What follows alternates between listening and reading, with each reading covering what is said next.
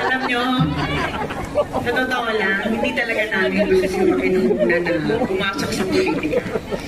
Pero siya mismo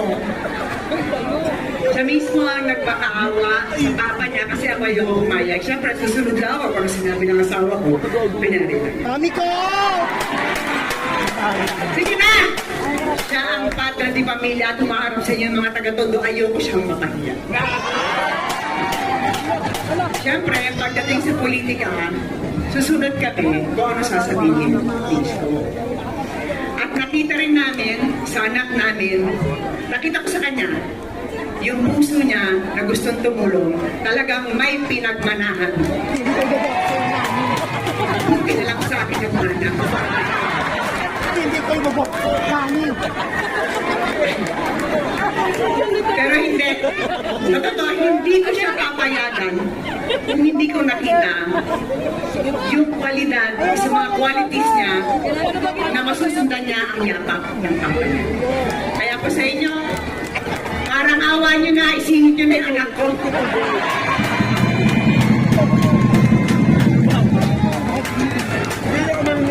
Stage father. Di ba, 5 na? O, pwede ba isingit nyo na si Joaquin? Pwede! Gusto ko na ipaalala sa inyo. Ganyan-ganyan nyo ako binoto nung araw. Uula na! Uya na! Nakakasakit kayo, hindi kayo mabot ng Lunes. Ang ating Congressman Ernest Jalisco!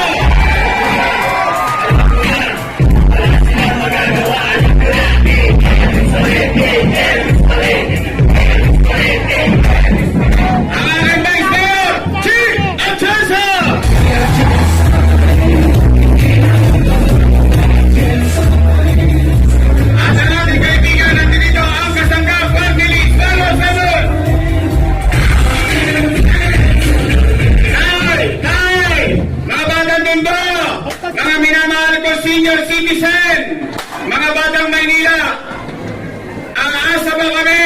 Sasamahan niyo kami hanggang Lunes! Mga taga-Tondo Manilay!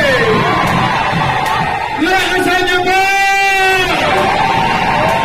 Isigaw natin dito sa Tondo kung totoo bang sinasabi niyong